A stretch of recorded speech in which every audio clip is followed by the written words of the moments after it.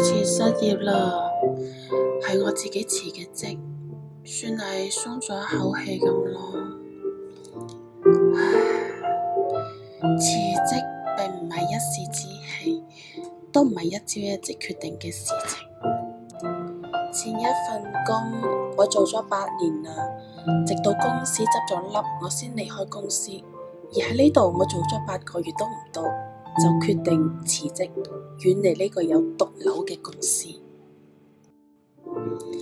因為總係覺得呢個公司，或者可以話係成個香港政策真係都有少少問題。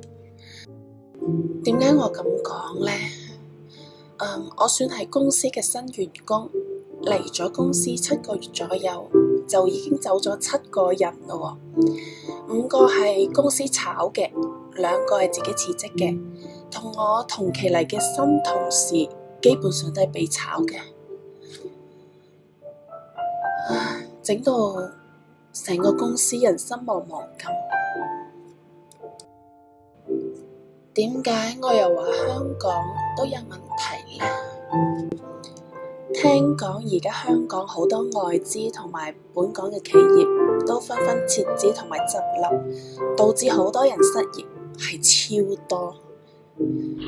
然後政府為咗提供失業人士再就業嘅機會，實行如果公司可以為失業人士提供就業嘅機會呢，就可以得到政府嘅補貼喎。咁當然呢個係好事，都可以俾我哋有再就業嘅機會同埋經濟來源啦，係咪？但係同時都俾咗機會個老細一邊攞補助，順便仲不斷咁樣聘請新員工，同埋不斷咁裁員噃。就算公司唔需要咁多人手，都亂咁請人。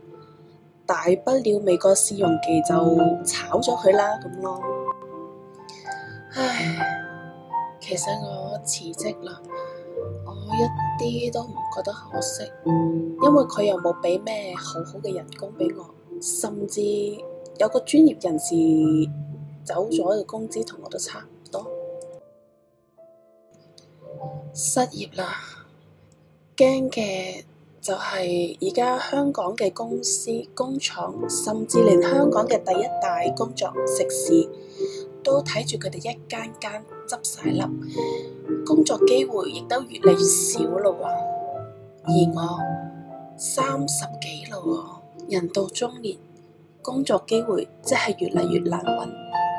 但係而家香港工作就係已經好稀少，加上留俾中年人嘅更加係唔多。再加上留俾又唔好一技之長，又人到中年嘅工作，可算係寥寥無幾。唔想再諗落去咯，反正失業已經成嘅事實啦，反正都冇細路，咁就休息一下咯，盡情咁樣享受下呢個自由自在嘅短暫時光，唔好浪費今日咁好太陽啦。拜拜。